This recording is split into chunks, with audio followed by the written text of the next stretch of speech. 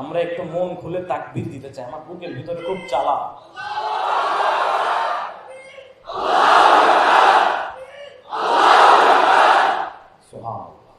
Slip of tongue আল্লাহ যখন ধরে কোন সিস্টেমেই কাজ হয় না ভাই রে ভাই। যত অভিনয় তুমি করো, যে কোটা তো মুক্তিযুদ্ধের সন্তানেরাই পাবে নাকি রাজাকারের বাচ্চারা পাবে? Game change. আমি কে, তুমি কে, কে বলেছে, কে বলেছে? লুক, এই একটা ট্যাগ আন্দোলনের মোড় ঘুরে গিয়েছে কিসের দ্বারা? ওই ওদের নেগেটিভ 16 বছর ধরে রাজাকার জঙ্গি শিবির দিয়ে তুমি আটকাবা, আজ তোমাকে তোমার নেগেটিভেই মানলো কে? টক উইথ জেনারেশন জেড এই সেমিনারে উপস্থিত হওয়ার সুযোগ করে দিয়েছেন, এজন্য আলহামদুলিল্লাহ। আমি অনেক দূর থেকে আসছি, আপনারা ইতিমধ্যে অবগত আছেন বাংলাদেশের প্রায় 8টি জেলা বন্যা কবলিত, এবং সে জায়গায় আমি গত শুক্রবারে গিয়েছিলাম। কুমিল্লা থেকে নোয়াখালী, এরপরে লক্ষ্মীপুর, এই দুইটা এরিয়ার তিনটা জেলায় আমরা কাজ করেছি। প্রায় 1 সপ্তাহ যাবৎ সে জায়গায় ছিলাম। গত রাতে আমি বগুড়ায় এসেছি। তো বেশ অনেক দূর থেকে নোয়াখালী ছিলাম, ওখান থেকে কুমিল্লা, কুমিল্লা থেকে ঢাকা, ঢাকা থেকে বগুড়া, একদিনের ভিতরে আলহামদুলিল্লাহ। আরেকটা বিষয় সেটা হচ্ছে আজকে জুম্মার সময় আর কি, এমনিতে খুব টায়ার্ড, সকালে একটু রেস্ট নিচ্ছিলাম, দেখি যে সময় চলে যাচ্ছে কোন দিক দিয়ে। আমার বাসা বগুড়া থেকে 30 কিলোমিটার দূরে, বগুড়া থেকে 30 কিলো দূরে। বগুড়া থেকে রংপুরের এই জেলা স্কুল প্রায় 115 কিলোমিটার। জুম্মার নামাজ শেষ হয়েছে 1টা 40-এ, বগুড়াতেই। তখন আমি আমার এলাকাতেই 20 মিনিটের ভিতরে বগুড়া চলে আসছি, এবং আলহামদুলিল্লাহ আল্লাহর কাছে বলতেছি, শুধু আল্লাহ, আপনার দিনের জন্য বের হয়েছি, আল্লাহ সময়ে বারাকা দিয়ে দেন। এমনিতে বাইক নিয়ে আসলো প্রায় 2-2.5 ঘন্টা লাগে একটা ব্রেক টেক দিলে। আল্লাহ আজ্জা ওয়া জাল আমাকে বগুড়া থেকে 1.5 ঘন্টায় এই জায়গায় নিয়ে এসেছেন আলহামদুলিল্লাহ। আমার শান্ত ঘোড়াকে পাগল করে দিয়েছে আজকে, সুবহানাল্লাহ। আমি ভাইদেরকে বলছিলাম যে আমার হয়তো লেট হতে পারে, আপনি একটু দেখেন পরামর্শ করে। তো এসেছি, বসেছি, অনেকক্ষণ রেস্ট নিয়েছি আলহামদুলিল্লাহ, তারপরে আপনাদের কাছে এসেছি। সেটা কি হবে না? প্রথম এই অ্যারেঞ্জমেন্ট যারা করছিল, হ্যাঁ, তারা আমাকে ওই নোয়াখালী যাওয়ার আগে বলছিল যে আপনাকে 30 তারিখে আসতে হবে। আমি বললাম যে জি ভাই, আমি আসতে পারবো না, দেশের অবস্থা খুব খারাপ, আমাকে ওইদিকে যেতেই হবে। তো আমাকে আবার এই 3 দিন আগে নক দিয়ে বললো যে ভাই, শক্তি ভাই আসবে, কিন্তু আপনি আসবেন কি? আমি তো বলতেছি শক্তি ভাই আসতেছে, হ্যাঁ ভাই আসবো ইনশাআল্লাহ। তো ওই যে হলো, আমি ওখান থেকে আসার কোনো কথা নেই, কারণ আরো প্ল্যানিং চলতেছে আমাদের। ওখান থেকে চলে আসলাম শুধুমাত্র একটা উদ্দেশ্যে, ভাইয়ের প্রতি আমার আল্লাহর জন্য মহাব্বত। আপনারা মহাব্বত করেন কিনা? আল্লাহ আজ্জা ওয়া জাল যেন এই মহাব্বতের বিনিময়ে কিয়ামতের দিন আল্লাহর আরশের নিচে যেন আমাদেরকে স্থান দেন, বললাম আমিন।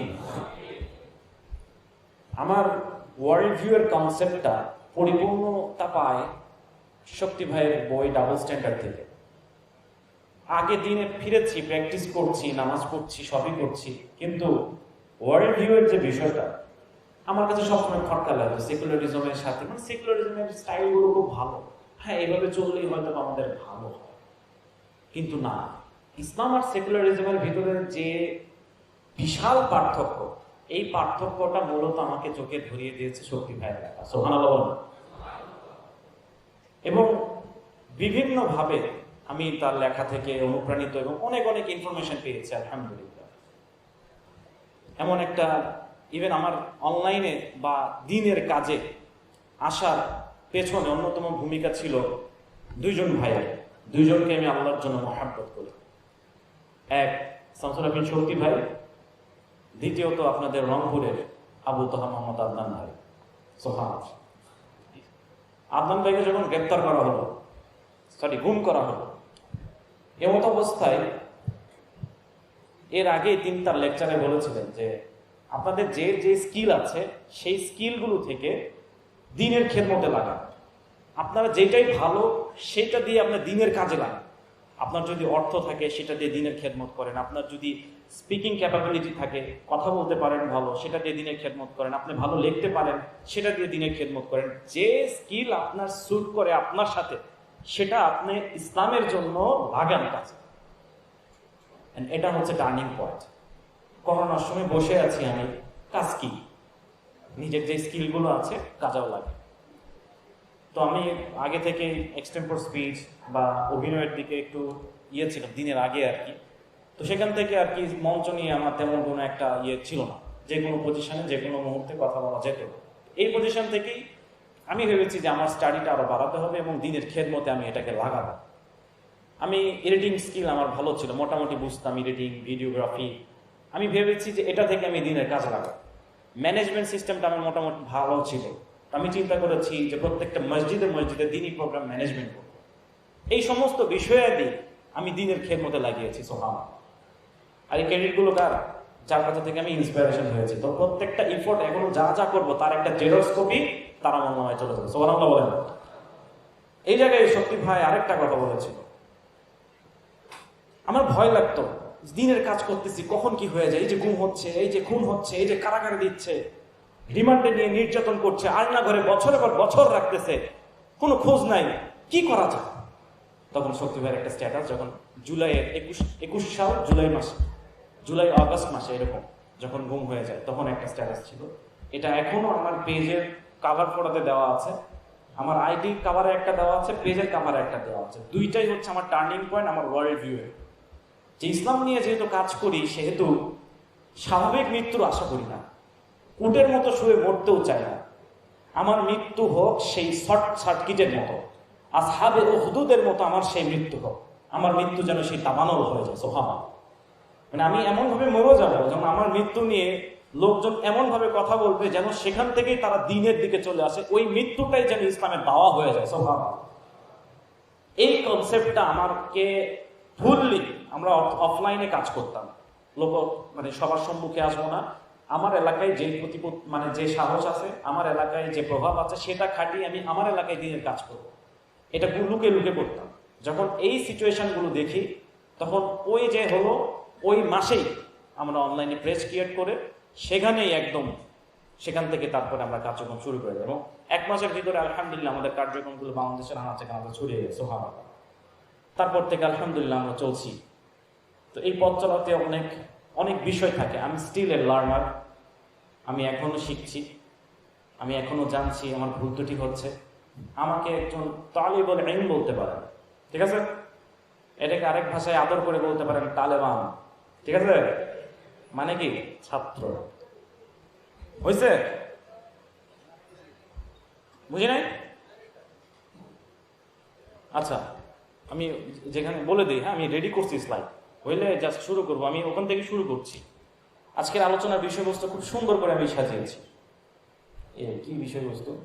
সেটা হচ্ছে মানে দেখতে হবে যে একটা ভালো একটা ওয়ার্ড লিখছি, দেখাবো না ইনশাল্লাহ। মেইনলি আমাদের যুব সমাজ কি কি সমস্যায় আছে, কি কি ইস্যুর ভিতরে আছে, এবং এর পাশাপাশি উত্তরণ কিভাবে হবে, পাশাপাশি ওয়ার্ল্ড ভিউ এবং জিওপলিটিক্যালি আমাদেরকে কিভাবে হ্যারাসমেন্ট করা হচ্ছে, এই সমস্ত বিষয়গুলো আজকে আনমাস্কিং করবো ইনশাল্লাহ। ইনশাল্লাহ বলেন সবাই। Take it as a class. এটা একটা ক্লাসের মতো নেন, বুঝতে পারছেন? আমি একটা বিষয় লক্ষ্য করেছি, নর্মালি স্পিচ দিলে মানুষ ঠিকই নেয়, কিন্তু বাসায় গেলে হয়তো বা আবার মোবাইল, আবার অন্য কিছুর মাধ্যমে সেটা ভুলে যান কিনা? মানে এই সময় একদম পিক হয়ে যায়, বাসায় যখনই যাবে আবার ডাউন হয়ে যায়। That's so true, isn't it? তো take it as a class. এটাকে একটা ক্লাসের মতো নেন। আমরা প্রজেক্টরে দেখবো ইনশাল্লাহ, এবং এটা মাথায় বেশিক্ষণ থাকবে ইনশাল্লাহ, ঠিক আছে? এবং এই যে আমি যে বিষয়গুলো আলোচনা করব, এটা আমি কিন্তু কোশ্চিন করব, সবাইকে বলবো না, বেছে বেছে কিন্তু 1-2 জনকে, যেই যেখানে আছেন সেখানে কিন্তু কোশ্চিন করবো। আমি আমার পছন্দ মতো যাকে দেখতেছি অমনোযোগী তাকে কিন্তু আমি কোশ্চিন করবো, সবার সামনে কিন্তু অপমানিত হবেন। সো সাবধান। প্রিয় ভাই, আমার পরিচয় মোহাম্মদ রাফিউজ্জামান রাফি। এক কথায় আমি পেশায় একজন ফ্রিল্যান্সার, একজন ট্রেনার, পাশাপাশি 1 নম্বর বিডিতে আছে ব্র্যান্ড ম্যানেজার হিসেবে। এটা হচ্ছে আমার পরিচয়। ফ্রিল্যান্সার হওয়ার সুবাদে বাংলাদেশের যে কোনো প্রান্তেই যাই না কেন, একটা ল্যাপটপ থাকলে আমি সেই জায়গায় কাজ করতে পারবো। এটা হচ্ছে আমার একটা ফ্লেক্সিবিলিটি। হ্যাঁ, এবং ওয়ানম্মা ভিডিও আমাকে সেই ফ্লেক্সিবিলিটি দিয়েছে, আলহামদুলিল্লাহ। আল্লাহ আজ্জা ওয়া জাল তাদেরকে যেন উত্তম জাযা দান করেন। তো এই পেশায় আমি থেকে আমার মূল উদ্দেশ্য হচ্ছে দ্বীনের খেদমত করা। এখান থেকে অনেক বড় অনেক শিফট করার অপরচুনিটি ছিল, জবের অপরচুনিটি ছিল, এগুলো সম্পূর্ণ রিজেক্ট করেছে আল্লাহর জন্য। যে না, যেটা দিয়ে আল্লাহ দিচ্ছে, আল্লাহ এখান থেকে যেন কোনো কিছু নিয়ে আসে, আর এর ফলশ্রুতিতে আমি যেন দ্বীনের খেদমতটা আরো করতে পারি। সবাই আমার জন্য দোয়া করবেন ইনশাআল্লাহ। আল্লাহ জাল যেন আমার দ্বারা তার দ্বীনের আরো খেদমত করে নেয়, বলেন আমিন। এবং এটা আপনারাও দোয়া করবেন বেশি বেশি, যে হ্যাঁ আল্লাহ, আপনি আমাকে পরিশুদ্ধ করুন, আপনি আমাকে ইলম দিন, আপনি আমাকে জ্ঞান দিন, এবং আপনি আমার দ্বারা আপনার দ্বীনের খেদমত করায় নেন, বলেন সুবহানাল্লাহ। সরি, বলেন আমিন। এটা ভুল হয়ে গেল, নতুন তো শিখছি, বলেন আমিন। আচ্ছা, প্রথমত যে বিষয়টা নিয়ে কনসেপ্ট আলোচনা করতে চাচ্ছি সেটা হচ্ছে যে জেনারেশন জেড। আজকে যে কনফারেন্স বা সেমিনারের মূল যে পয়েন্ট, কাদেরকে নিয়ে? জেনারেশন জেড কাদেরকে বলা হয়? 1997 থেকে এর পরবর্তীতে যাদের জন্ম 2013 পর্যন্ত, বেসিক্যালি এই পিরিয়ডের ভিতরে যাদের জন্ম তাদেরকে বলা হয় জেনারেশন জেড। এবং 2013 থেকে এর পরে যাদের জন্ম তাদেরকে বলা হয় জেনারেশন আলফা। আমরা জেনারেশন জেড, আমরা অনেক সুযোগ সুবিধার ভিতর দিয়ে বড় হয়েছি। আমরা গল্পে শুনতাম আমার দাদারা স্কুলে যাইতো 20 ক্রোশ পথ পাড়ি দিয়ে, ঠিক আছে? তখন অনেক দূরে দূরে স্কুল ছিল। আমরা শুনেছি আমার বাবারা স্কুলে যাইতো 10 মাইল হেঁটে গিয়ে, ঠিক আছে? এটা আমার বাবা। আর আমরা স্কুলে যাই সাইকেলে করে অথবা হুন্ডাই করে, দূরত্ব 10 মিনিট 20 মিনিট, আমাদের হাঁটাও লাগে না। লাগে কি? Generation Z. জেনারেশন আলফা ওদেরকে না পারলে প্লেনে হয়তো পৌঁছে দেয়, এরকম একটা অবস্থা, ঠিক আছে? আমরা নর্মালি সাইকেল দিয়ে আব্বু নিয়ে যেত, অথবা বড় জোর একটা ঢেরঢেরি হুন্ডা, আর ওদেরকে নিয়ে যায় মার্সিডিজ বেঞ্জ, বিএমডাব্লিউ, বড় বড় যে গাড়িগুলো আছে, ঠিক আছে? এই হচ্ছে বিষয়। আমরা হেঁটে স্কুলে যাইতাম, আমাদের স্কুল বেশি দূরে ছিল না, গ্রামের মঞ্চে বেশি দূরে ছিল না, শহরেও যারা থাকে অনেকে হেঁটে হেঁটে স্কুলে গিয়েছিল। তো প্রিয় ভাই, এই জেনারেশন জেড এর অনেক বিষয় আছে, যে বিষয় এত ক্রেডিবিলিটি আছে এবং এত সম্ভাবনা আছে। এই সম্ভাবনাগুলোকে সঠিক জায়গায় ইনপুট যদি করতে না পারি, তাহলে আমাদের অনেক ক্ষতি আছে ফিদ দুনিয়া ওয়াল আখিরাহ। কারণ আমাদের আবেগ বেশি, আমাদের সাহস বেশি, ঠিক আছে? এটার প্রমাণ কিন্তু অলরেডি আমরা পেয়েছি যে জেনারেশন জেড এর কত কি আছে না আছে। তো আমাদেরকে এজন্য জানতে হবে যে আমরা কারা, হু উই আর। নিজের পরিচয় সবার আগে জানা দরকার। আমরা কোথা থেকে এসেছি, আমার উৎসটা, এটা যদি আগে আইডেন্টিফাই করতে না পারি, ততক্ষণ না পর্যন্ত আমি এইমলেস থাকবো। কিলেস? গোল নাই, আমার কোনো লক্ষ্য নাই, আমার কোনো উদ্দেশ্য নাই, আমার কোনো উদয় আসছি নাকি এই পৃথিবীতে, এমনি এমনি আসছি, এমনি কোনো কিছুই হয় না। কিন্তু প্রত্যেকটা সৃষ্টিরই কোনো না কোনো উদ্দেশ্য থাকে। উদ্দেশ্যহীন ভাবে কোনো সৃষ্টি তৈরি হয় না। ক্লিয়ার? প্রিয় ভাই, আমরা মানুষ হিসেবে পৃথিবীতে এসেছি। আমরা এটা বিশ্বাস করি সবাই, আল্লাহ আজ্জা ওয়া জাল আমাদেরকে সৃষ্টি করে এই পৃথিবীতে পাঠিয়েছেন। বিশ্বাস করি তো সবাই ইনশাআল্লাহ? এটা নিয়ে আমাদের ভিতরে কোনো দ্বিধা দ্বন্দ্ব নেই। আমাদের আশেপাশে কিছু বানরাম নাম নাস্তিক ঘাদানিকের কিছু দল আছে, যারা নিজেদেরকে দাবি করে ওরা হচ্ছে বানরের বংশ। কিসের বংশ? বানর থেকে আসছে। নাউজুবিল্লাহ বলেন সবাই। এটা পুরোপুরি কনসেপ্ট ক্লিয়ার আমাদের।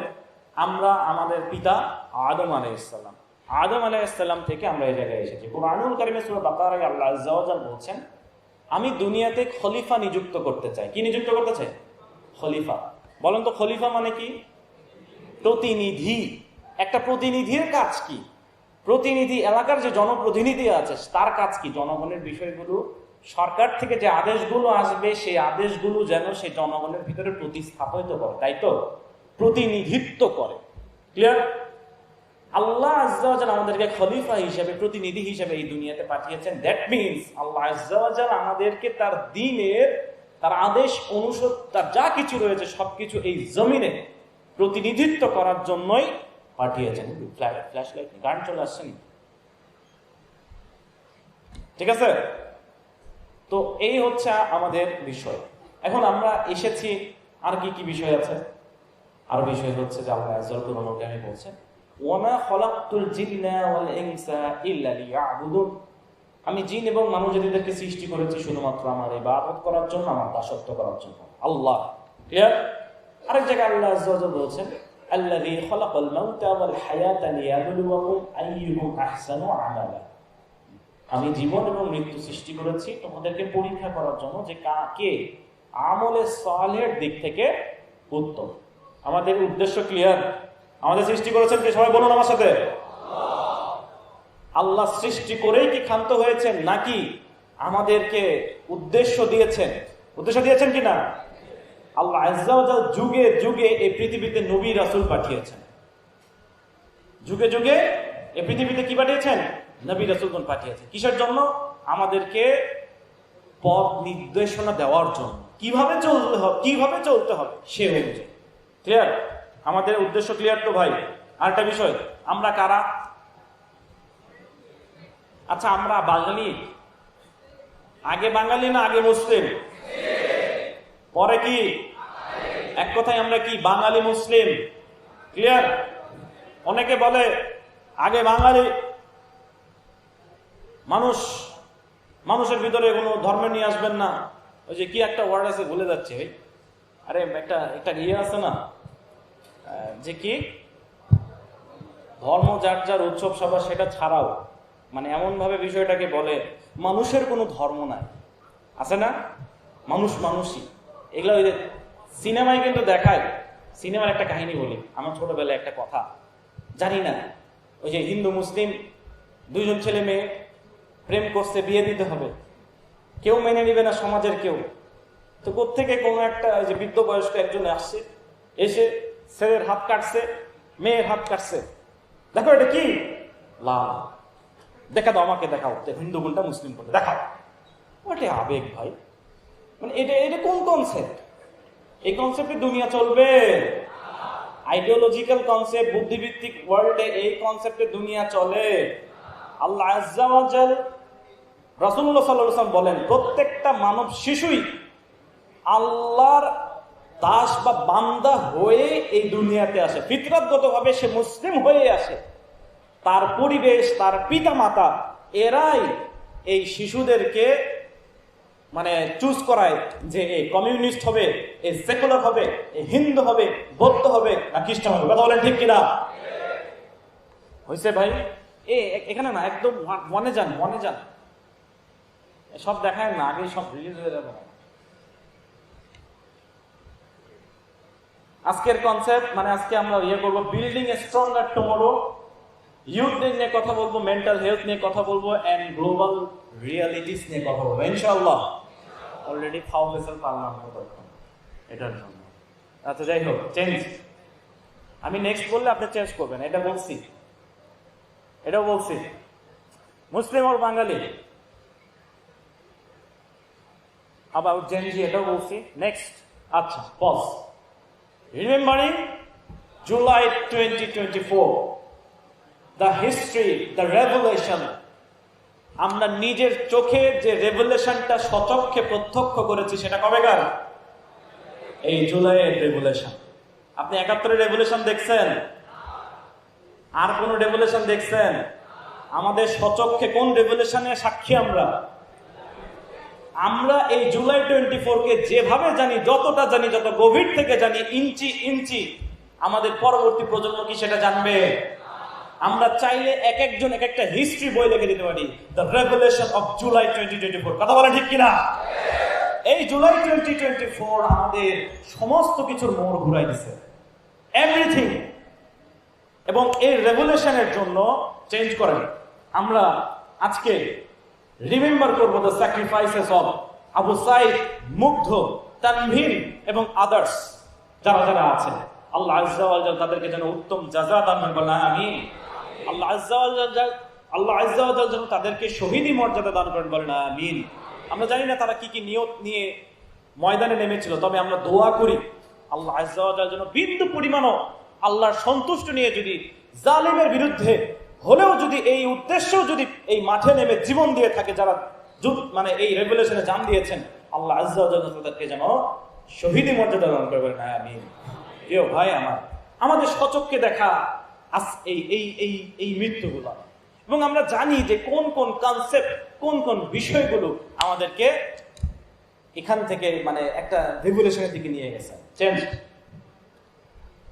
বিগত 16 বছর যাবত, এর আগে থেকেই বিশ্ব মিডিয়া আমাদেরকে ডিহিউম্যানাইজ করা শুরু করে।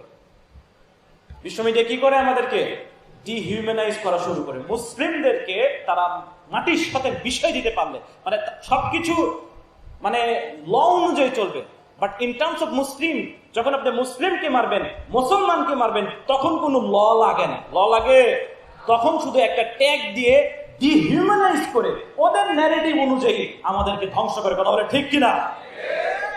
আমেরিকা শুরু করলো কি জঙ্গি নাটক। তারা লাখ লাখ মানুষ, লাখ লাখ শিশুকে হত্যা করবে ইরাক, আফগানিস্তান এবং অন্যান্য মুসলিম কান্ট্রিগুলোতে। সেইটা টেরোরিজম না। ওটা কি বলে? সেইটা টেরোরিজম না। অথচ আমরা প্রোটেস্ট হিসেবে যদি একটু কিছু কথা বলি, একটু দুই একটা ক্ষয়ক্ষতিও যদি করি, হ্যাঁ টেরোরিস্ট, আমাদেরকে মেরে ফেললো গো। কথা বলেন ঠিক কিনা? এই ডিহিউম্যানাইজ আসছে কোত্থেকে?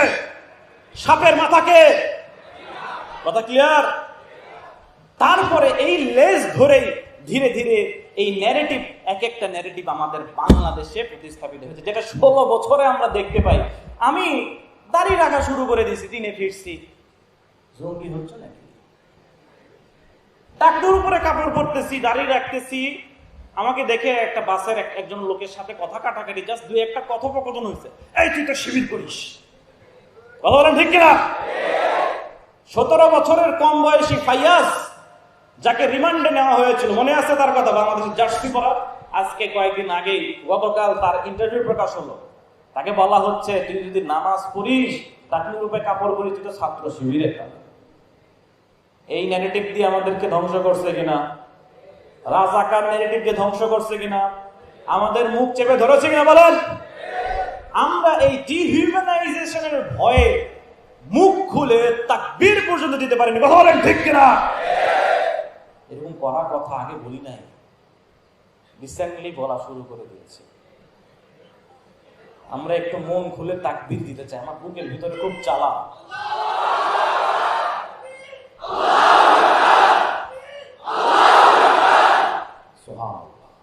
বুকের ভিতর অনেক ঝড় বুক পাঠিয়েছে, গুলি কর।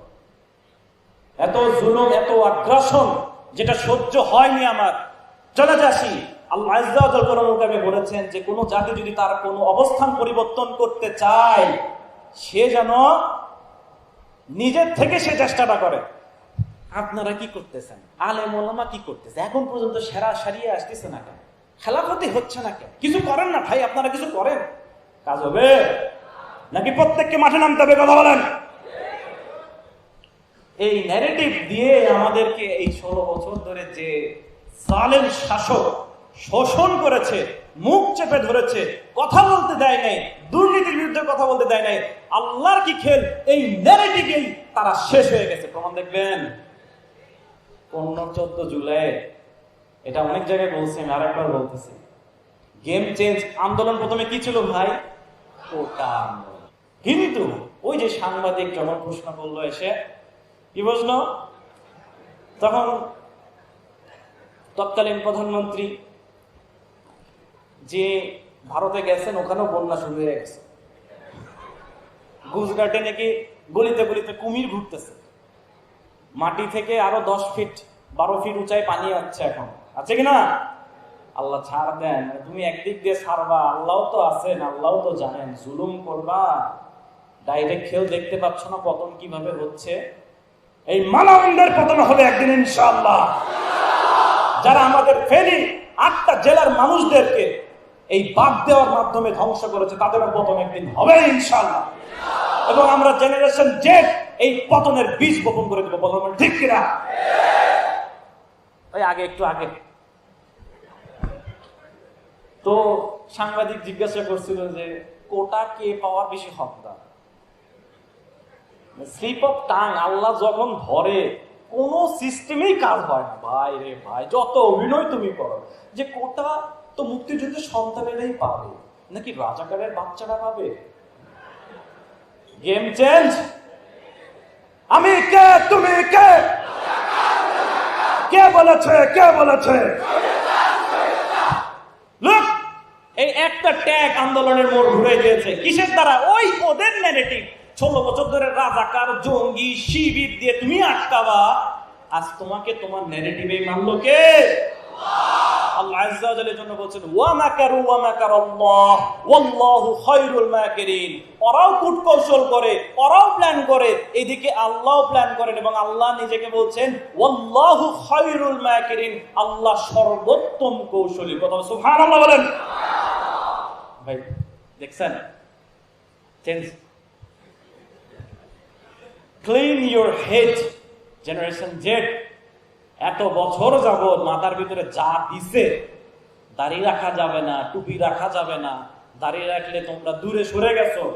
যেই নামাজ পড়া শুরু করছি আমার আদরের বন্ধুগুলা কলিজা জিগরিগুলা আমার আশেপাশে আর ঘেসে না। কথা বলেন। আজ তাদেরকে বলতে চাই, ওহে বন্ধু এখনো সময় আছে, আল্লাহর দিকে আসো, নয়তো তোমাকে ছাত্রলীগ ট্যাগ দিব। বলবো তো এতদিন ধরে তোমরা এতদিন ধরে এই করছো, আজ যদি দাড়ি না রাখছো, নামাজ না পড়ছো, আমরাও এই ট্যাগ কিন্তু দিয়ে দিব তোমাকে। ইসলাম বিদ্বেষী ট্যাগ দিয়ে দিব।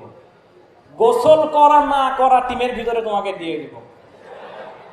দুধভাত ইউনিয়ন, ছাত্র ইউনিয়ন, ওদের কাজ কি? চারুকলা, সরাদি উদ্যান, যে জায়গায় খোলা মাঠ, হাতের ভিতরে সব সময় বলেন মাথা ওয়াশ করেন ভাই। 16 বছর বা আপনার জন্মের পর থেকে যা যা কনসেপ্ট মাথার ভিতরে গেছে সব ধুয়ে মুছে পরিষ্কার করবেন তো? এই ন্যারেটিভ গুলো যদি এখনো মাথার ভিতরে থাকে, স্বৈরাচারের ভূত এখনো আপনার মাথা থেকেই বের হয় না। কথা বলেন। মাথা ক্লিন করবো ইনশাল্লাহ। আমি ধুয়ে মুছে পরিষ্কার করে দিতে চাচ্ছি, এই আমার বক্তব্যে। এবং যখন সব ক্লিন হয়ে যাবে তখন নতুন একটা সফটওয়্যার আপনার ভিতরে ইনস্টল করে দিবে শামসুল আরফিন শক্তি ভাই, ইনশাআল্লাহ বলেন। So clean your head right now. Next, এখন ভাই আমাদের ইস্যু ভাই ব্যাপক সমস্যা। দেখি কি কি সমস্যা। মেন্টাল হেলথ ইস্যু নিয়ে পড়ে আছি আমরা, এত আন্দোলন করতেছি, এই করতেছি সেই করতেছি, চেঞ্জ চেঞ্জ চেঞ্জ। ডিপ্রেশন দেখি ভাই রে ভাই, এত ফিলিং। আমাদের ওই স্যাড সং শোনাও তো, মানে গুগলকে বলে play me a sad song, দুঃখের গান দাও, দুঃখের গান দাও। তারপর থেকে ওদের শুরু হয়ে যায় দুঃখ। এই দুঃখ, এই স্যাডনেস শেষ হয় না, হোপলেস। আমি কোথায় যাব? ওই যে আসিফ একটা গান বের করছিল না আমাদের অনেক আগে, বুকের জমানো ব্যথা, কান্নার লোনা জলে। আরে বাপ রে বাপ, এত ব্যথা কোত্থেকে আসে তোমার? এত হোপলেসনেস, মানে উদ্দেশ্য নাই, এজন্যই তো আমরা হোপলেস থাকি। কথা বলেন। আমরা আল্লাহর সৃষ্টি, আল্লাহ আমাদেরকে এই জায়গায় এনেছে তার ইবাদত করার জন্য, তার দাসত্ব করার জন্য। শুধু তাই নয়, নবীর রাসূল পাঠিয়েছেন এবং আমরা হচ্ছে উম্মতে মুহাম্মাদি। কারণ আমরা উম্মতে মুহাম্মাদি মানে হচ্ছে আমাদের যে মর্যাদা, এই মর্যাদা যদি একটু বুঝতেন। সুবহানাল্লাহ, আমার একটা লেকচার ছিল উম্মতে মুহাম্মাদি, যে আমরা মুহাম্মদ সাল্লাল্লাহু আলাইহি ওয়াসাল্লাম উম্মত। ইভেন ইফ তাওরাতের একটা জায়গায় এরকম একটা এক্সপ্লেনেশন এসেছে যে মুসা আলাইহিস সালাম নিজে এই কওমের অন্তর্ভুক্ত হতে চেয়েছিলেন। কথা বলেন সুবহানাল্লাহ। তো উম্মতে মুহাম্মাদের আমরা এত মর্যাদা পেয়েছি এবং রাসূলুল্লাহ সাল্লাল্লাহু আলাইহি ওয়াসাল্লাম তিনি কিনা একাধারে ব্যবসায়ী থেকে শুরু করে জীবন চলার পথে একটা মানুষ যে যে ক্যারেক্টারে থাকতে পারে, যে যে সিচুয়েশন ফেস করতে পারে, সমস্ত সিচুয়েশন আল্লাহ আযজা ওয়া জাল এই রাসূল সাল্লাল্লাহু আলাইহি ওয়াসাল্লামকে দিয়ে করে নিয়ে গেছেন। কথা বলেন। আমরা যদি তাকে ফলো করি, তার দেখানোর উদ্দেশ্য যদি চলি, ডিপ্রেশন আমার ধারে কাছে আসবে? চেঞ্জ। অ্যাংজাইটি ডিসঅর্ডার, এটা খুবই দুশ্চিন্তা, চিন্তা, একটুতেই চিন্তা। আহারে, মেসেজ দিচ্ছি সিন করতেছে না, কল দিচ্ছি ধরতেছে না কেন, কি একটা সমস্যা। আচ্ছা, ওয়াইফাই নাই কেন, মানে প্রেশার, খালি স্ট্রেস, হুদাই স্ট্রেস। এগুলো স্ট্রেস কেন ভাই? একটুতেই ভয়। এই যে 5 আগস্টের রাতে ভাই র আসছে, র র র শেষ, দেশটা মধ্যে আবার হাতছাড়া হয়ে গেল। মানে গুজবের উপরে গুজব, এটার নামও দিয়ে দিছে লাইলাতুল গুজব। এত ভয়, এত ফিলিংস কোত্থেকে আসে? মানে মানে মানে এগুলো আমাদের ডেইলি লাইফের সাথে অতপ্রতভাবে জড়িত ভাই। এত অ্যাংজাইটি কেন নিব আমরা? এত দুশ্চিন্তা কেন থাকবে আমার? আমি আসতেছি, এই দুশ্চিন্তা নিয়ে আসতেছি। চেঞ্জ করেন তো। স্ট্রেস মানে often linked to academic pressure. আজকে রাতে মানে কোনো কথা নাই ভাই, কালকে সেমিস্টার পরীক্ষা আছে, মিড টার্ম পরীক্ষা আছে। ভাই মিড টার্ম সেমিস্টার মানে নর্মাল যে টেস্টের আগে কি হয় জানেন? প্রি টেস্টের আগেও একটা হয়। কি হয়? মানে এই একাডেমিক প্রেশার আমাদেরকে শেষ করে দিচ্ছে, উদয় প্রেশার। তারপরে কি সোশ্যাল এক্সপেকটেশন। আমার যদি একটা ছোটবেলায় একটা গল্প মনে পড়ে গেল। আমরা যখন ছোট ছিলাম, ওই যে একটা গাড়ি পাওয়া যেত। আমার আব্বু আমাকে ছোটবেলাতে ওই প্লাস্টিকের গাড়ি এনে দিয়েছিল। তো একজন একটু ভালো গাড়ি আনছে, পিছন দিকে নিলে ছেড়ে দিলে ছাপ করে দৌড় মারে। আবার আরেকটু যখন বড় হয়েছি, বড় গাড়ি এনে দিছে ঠিক আছে, কিন্তু আরেকজন দেখি রিমোট কন্ট্রোল গাড়ি চালায়। আমারও ওটা লাগে। আরেকটু যখন বড় হয়েছি, সবাই দেখি সাইকেল চালাচ্ছে। হিরো সাইকেল ছিল না আগের একটা, তারপরে ফনিক্স সাইকেল ছিল, আমার ওটাই লাগবে। আবার একটু যখন বড় হয়েছি, হিরো সাইকেল, মাউন্টেন বাইক হলে ভালো হয়, ঠিক আছে, তখন আমার সাইকেলের এক্সপেকটেশনটা হায়ার হয়। আরেকটু যখন বড় হয়েছি, এসএসসিতে আব্বা ডিরেক্ট বলছে, আব্বা আমি যদি এসএসসিতে জিপিএ 5 পাই, আমার কিন্তু মোটরসাইকেল দেওয়া লাগবে। কথা বলেন। এখন তো 6 পাস করা ছেলেই বলে মোটর সাইকেল কিনে দেয়। কথা বলেন। এক্সপেকটেশনের শেষ নাই। একটু পরে একটা টয়োটা হলেই হয়, এরপরে আরে বিএমডব্লিউ, এর মার্সিডিজ, ও ফেরারি। মানে এইবারে সিসি বাড়তেইছে। বাইকাররা দেখে আন্দোলন শুরু করছে, বলতেছে সিসির কোনো লিমিট চাই, সিসির যেন লিমিট না থাকে, আমরা যেন হায়ার সিসি পাই। সুবহানাল্লাহ।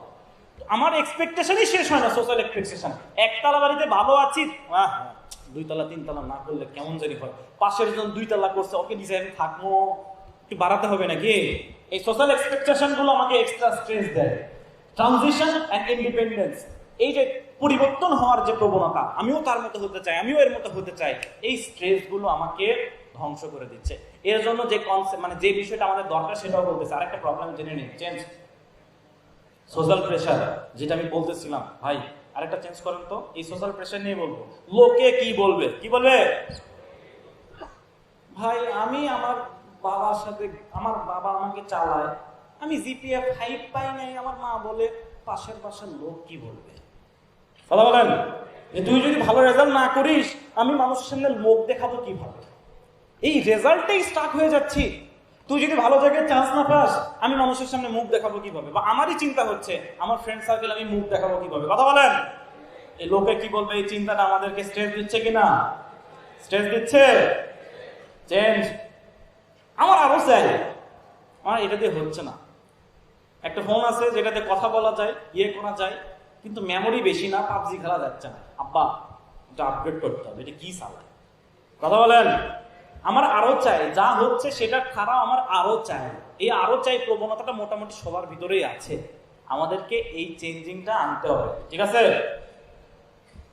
এরপরে ফোমো, নাম শুনছেন? Fair of missing out. আমরা সমাজে এরকমটা বেশি হয়, ফোমো, হারিয়ে যাচ্ছে। এটার একদম জলজান্ত একটা এক্সাম্পল দিয়ে, জেনারেশন জেডের সাথে রিলেটেড। যারা এখনো দিনের ভিতরে আসে নাই বা দিন নতুন এসেছে, এখানে যারা যারা আছে অনেকেই নতুন এসেছে, অথবা আল্লাহ যারা কবুল করবেন এরকম ভাইয়েরাও আছে যারা ভবিষ্যতে আমাদের দিনের কান্ডারি হবে ইনশাল্লাহ। বলেন সবাই। জলজান্ত একটা এক্সাম্পল ভাই, স্কুল লাইফে একটা মেয়েকে দেখছে, পছন্দ হয়েছে, ফেয়ার অফ মিসিং আউট, আমার ওইটাই লাগবে। ম্যাচ করতে পারছেন? আরে বড় হও, চাকরি বাকরি মানে আর্নিং শুরু করো, ওর থেকে 10 গুণ ভালো মেয়ে তোমার জন্য আল্লাহ রেখেছে, এখনই কেন লাগবে? তাই না? Fear of missing out. সবসময় এই ফোমোটা আমাদের ভিতরে কাজ করে, এটা যে কোনো বিষয় নিয়েই। সব জায়গায় আমি মনে করি যে আমি হয়তো এটা হারাই ফেলতেছি, আমার হয়তো ওটা লাগবেই। চেঞ্জ। একাডেমিক ক্যারিয়ার এক্সপেকটেশন, এটা আমি একটু আগে আলোচনা করলাম না?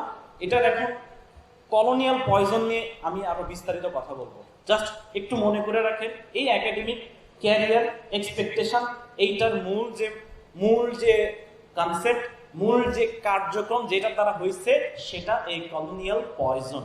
হোয়াট ইজ কলোনি, এটা আমরা জানবো ইনশাল্লাহ। জাস্ট একটা বিষয় মাথায় রাখেন, সেটা হচ্ছে চেঞ্জ। আরেকটা রিস্ক কনসেপ্ট। কি কনসেপ্ট ভাই? এই কনসেপ্টটা যদি আমাদের ক্লিয়ার থাকে, আমাদের আর কোনো কিছু দরকার নাই। তাকদীর আর রিস্ক, এই দুইটার সাথে কম্বিনেশনটা খুবই ওতপ্রোতভাবে জড়িত। রিজিক বিষয়টা আসলে কি? এই রিজিক শব্দটা শুধুমাত্র ফুলুস, টাকার সাথে সম্পর্কিত না।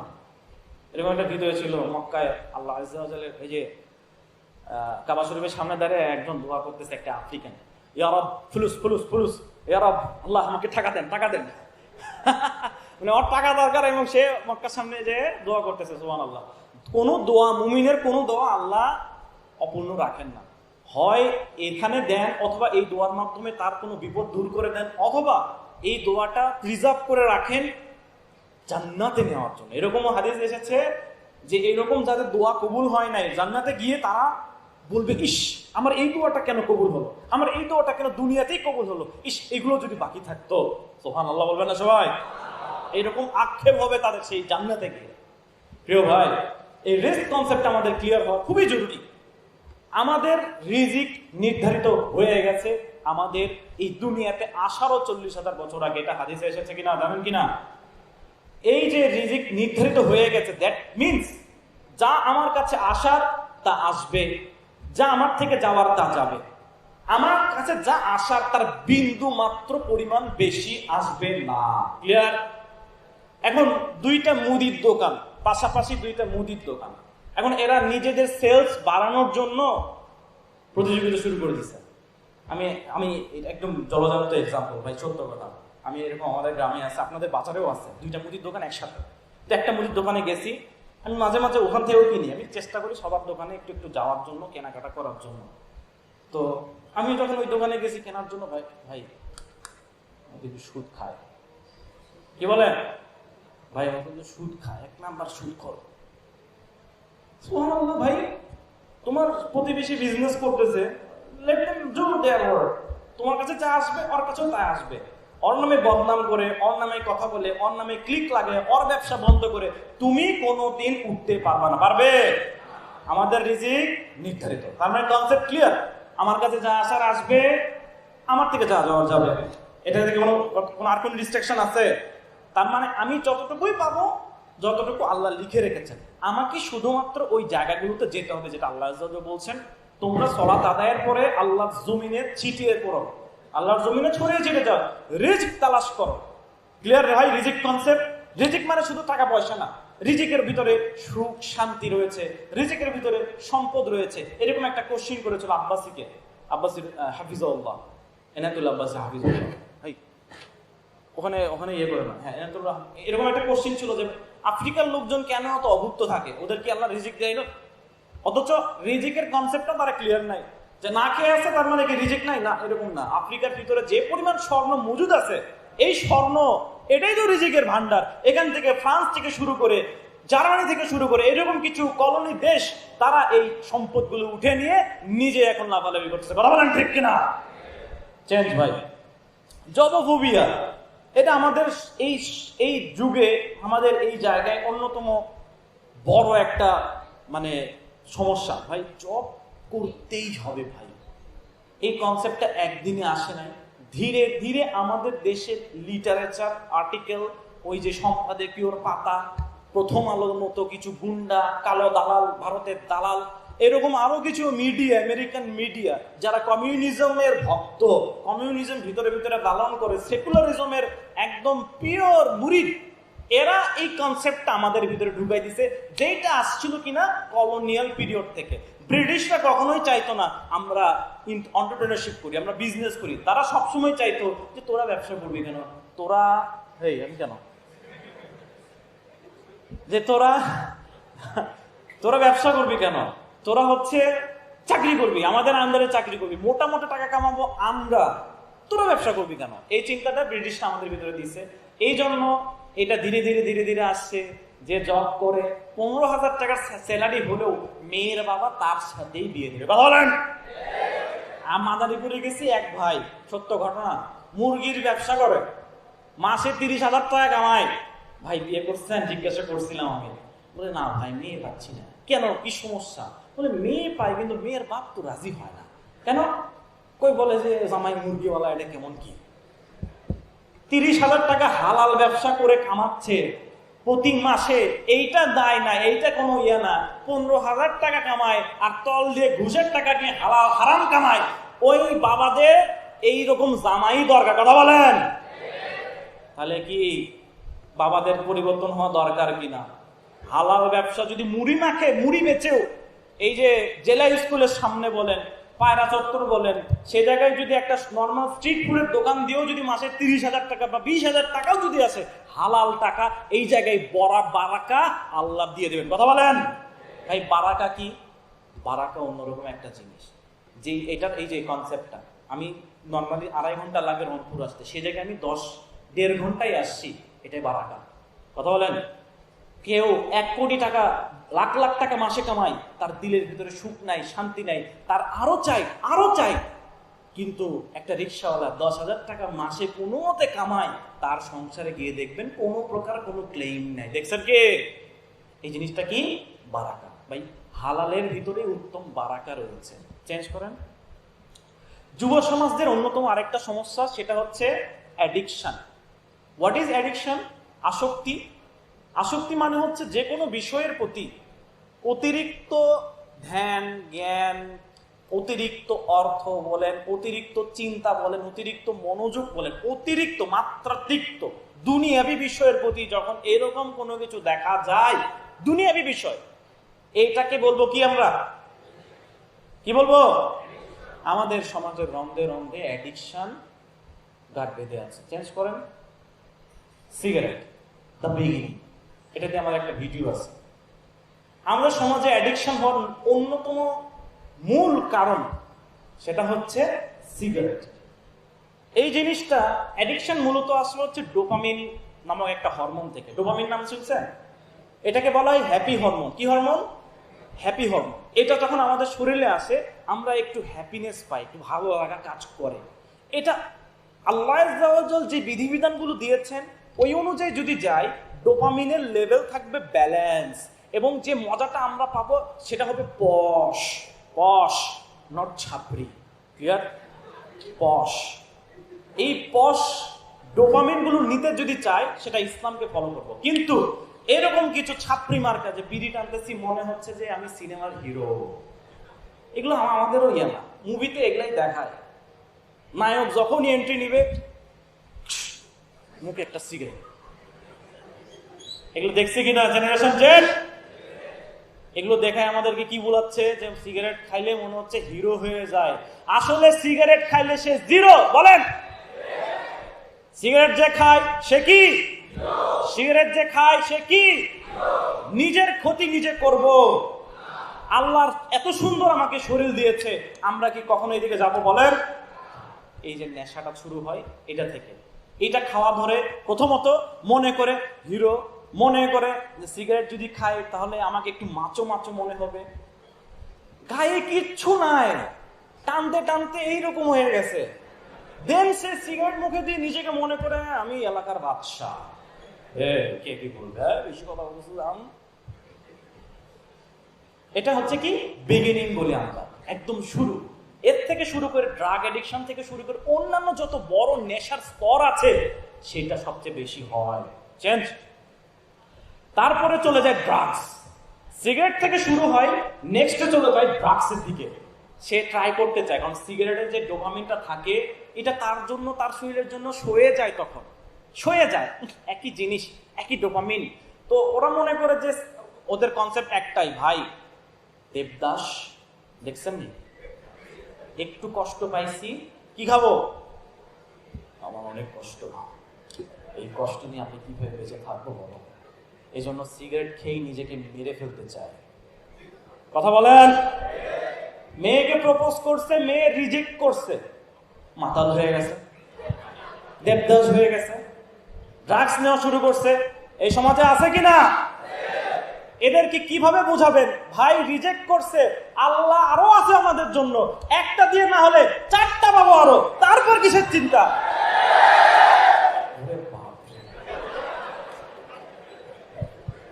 এখানে অনেক মুরব্বীরা আছে, আমি অনেক মানে যুবকদের সাথে কথা বলতেছি, তো মাফ করবেন ইনশাআল্লাহ, বেশি বলে বলতেছি, এটা রেকর্ড থাকা উচিত ছিল। মানে কোনো মেয়ে বিয়ের আগে যদি এটা চিহ্নিত করতে পারে যে চিল্লাইছে, শেষ, চলবো না, ওইটা রিজেক্টেড। এই ড্রাগস আমাদের এই রংপুরে পাশেই কিন্তু লালমনিয়াটের ফুলবাড়ি আছে নি, মাইক্রো ভাড়া কর, চল যায় মামা, আজকে সারা রাত যাবো ওইদিকে। এরকম পার্টি চলে কিনা? আমাদের উত্তরবঙ্গ থেকে আসে। ইভেন ইফ বর্ডার এরিয়া যেদিকে থাকবে সেখানে এই সমস্যাটা সবচেয়ে বেশি হয়, সেখানে কি এই সমস্যাটা বেশি। তো এই ড্রাগসের দিকে আমরা একটা বিষয় মাথায় রাখি ভাই, যারা গেছে অলরেডি, আমরা এখানে আছি, তারা ভুলেও আশেপাশে যাবো না, এই জন্য সবচেয়ে বিগিনিং যেটা সিগারেট থেকে দূরে থাকবো, এবং যারা গেছে তাদেরকে যতটুকু পারি ফিরিয়ে আনার চেষ্টা করবো ভাই, বোঝানোর চেষ্টা করবো ভাই, লুক এট দিস, তুমি যে ইনার পিস, তুমি যে ডিপ্রেশন থেকে বাঁচতে চাচ্ছ, তুমি যে অ্যাংজাইটি থেকে বাঁচতে চাচ্ছ, এগুলোর সমাধান এইটা না। তুমি যে সমাধানটা চাচ্ছ সেটা হচ্ছে ইসলাম। কথা বলেন। একজন মুসলিম, একজন মানুষ, সেটা হিন্দু মুসলিম যাই হোক, একজন ড্রাগ অ্যাডিক্টেডও যদি আল্লাহর দ্বীনের দিকে চলে আসে, 5 ওয়াক্ত নামাজের দিকে চলে আসে, তার সম্পর্ক যদি আল্লাহর সাথে হয়, আল্লাহ আযজা ওয়া জাল্লা বলে দিয়েছেন যে তোমরা তখনই অশান্তি পাবা যখন ওই যে আল্লাহর জিকির করার মাধ্যমে কি অন্তরে শান্তি প্রশান্তি চলে আসে। আলা ওই যে আয়াতটা এখন বলছি না।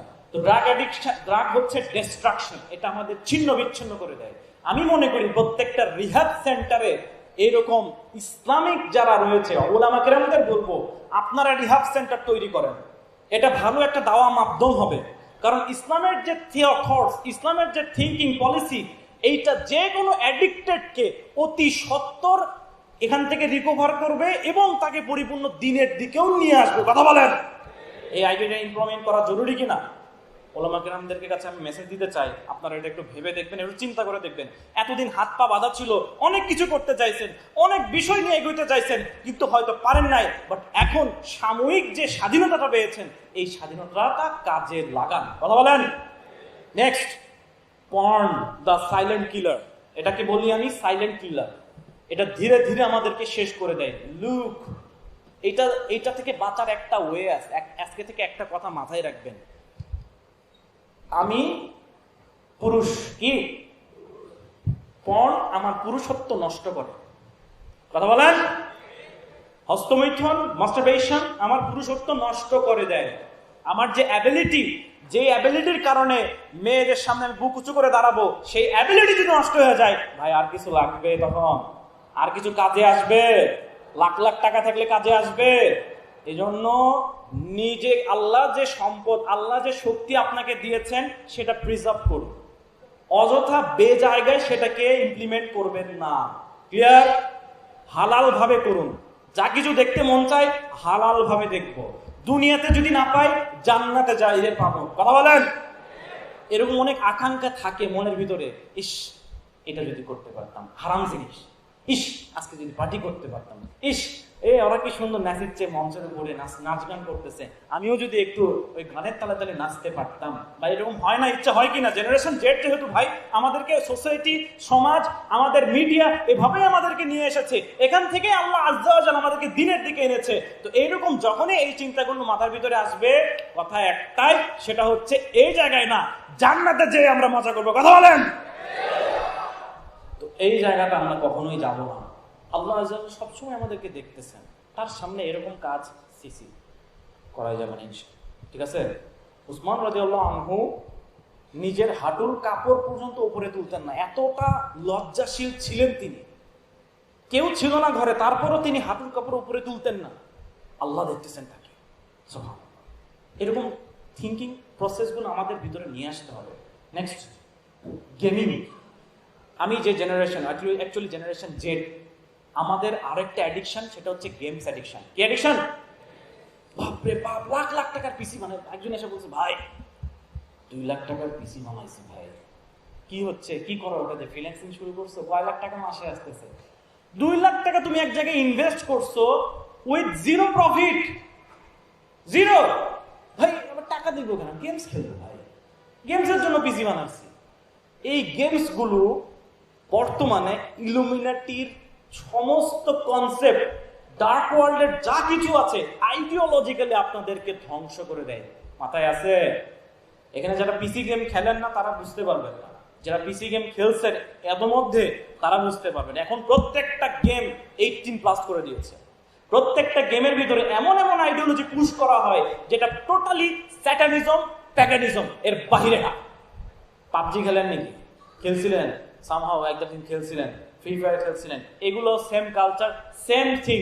এগুলো থেকে ট্রেন্ড বের হয়, এই লোকজন যা কিছু আছে আমাদের জেনারেশন জেড এগুলো দ্বারা প্রভাবিত হচ্ছে এবং জেনারেশন আলফাও প্রভাবিত হচ্ছে। এখান থেকে সতর্ক হয়ে আমাদেরকে এখনই এখান থেকে সরে আসতে হবে। কথা একটাই, যে কাজে কোনো বেনিফিট নাই সে কাজে আমি কেন যাব? যারা স্ট্রিমিং করে টাকা ইনকাম করতে চায় তাদেরকেও বলবো, ভাই এটা ইউজলেস একটা প্রজেক্ট। এই প্রজেক্ট দিয়ে তুমি কেন স্ট্রিম করে টাকা ইনকাম করতে চাচ্ছ? এখান থেকে বের হয়ে আসো, do something productive. Next point, social media. ভাই আমাদের সব সময় মাথার ভিতরে যা কিছু আছে সবকিছু একটা জায়গায় রাখতেছে। যখনই কোনো নোটিফিকেশন দেখতেছি সাথে সাথে মোবাইলটা দেখি, টুং করে বাজলো, মোবাইলটা দেখি। পড়াশোনা করতেছি, টুং করে বাজলো, এই দেখি কে মেসেজ দিল, এই কে আমার কে লাইক দিল। হ্যাঁ, একটু যেয়ে দেখতেই হোম পেজ থেকে একটু স্লাইড করে আছে, কে কোনো পোস্ট দিল কিনা, শেষ। ওই যে স্লাইড করতেইছে আর থামে। সোশ্যাল মিডিয়ার কোনো এন্ডিং কিউ আছে? এটা টোটালি একটা ব্যবসায়িক প্রজেক্ট। আপনাকে কখনো সোশ্যাল মিডিয়া ছাড়তে চায়, অর্থাৎ আপনি দেখবেন, আপনি একটু টাইমার আছে, একটু দেখবেন, প্রত্যেকটা মোবাইলের ভিতরে থাকে এরকম একটা অ্যাপস, আমি জানি না, আমার ফোনে আমার সেটিংসে গেলে বোঝা যায় যে আমি ফেসবুকে কত সময় দিয়েছি, কোন অ্যাপসে কতটুকু সময় থেকেছি। একটু দেখবেন, দিনের ভিতরে 3-4 ঘন্টা যদি সোশ্যাল মিডিয়াতেই কাটাই, এটা আমাদের জন্য এফেক্টিভ? কথা বলেন। আনপ্রোডাক্টিভ একটা কাজ, এর ভিতরে আমরা যাবো না। চেঞ্জ। এটা কি? ওমেন। এই একটা ইয়ে দেখছি না, ওমেন। The biggest test. ভয় পাওয়া যাবে না, ভয় পাবেন কোন দিকে? পরীক্ষা। আজকে ওমেনের কনসেপ্টটা অন্যভাবে জানবেন। এতদিন জানতেন মেয়ে মানুষ মানে হচ্ছে প্রতারণা করবে, আমাকে ছেঁকা টাকা দিবে, ওদের থেকে দূরে থাকতে হবে, এই অবস্থা, হ্যান ত্যান, প্রেমের ফাঁদে পড়া যাবে না। এটার পাশাপাশি আরেকটা, দ্য বিগেস্ট টেস্ট। রাসূল সাল্লাল্লাহু আলাইহি ওয়াসাল্লাম আমাদেরকে বলেছেন, নারী ব্যতীত এত বড় কোনো ফিতনা আমি দেখি নাই। কি ফিতনা? ফিতনা মানে পরীক্ষা। ফিতনা মানে কি? এই পরীক্ষাটা সব জায়গায়। আপনি আপনার মায়ের সাথে ব্যবহার ঠিক মতো করতে পারছেন কিনা, আপনি আপনার বোনের সাথে ঠিক মতো হক আদায় করতেছেন কিনা, তার পরিপূর্ণ সম্পত্তির হক দিচ্ছেন কিনা, আপনি আপনার বউয়ের সাথে, ওয়াইফের সাথে তার হক আদায় করতেছেন কিনা, মেয়ের সাথে হক আদায় করতেছেন কিনা। এমন করে প্রায় 40 জন আছে এরকম যে একটা পুরুষের দায়িত্ব থাকে এই সকল মেয়েদের প্রতি, এদের হক ঠিক মতো আদায় করছেন কিনা।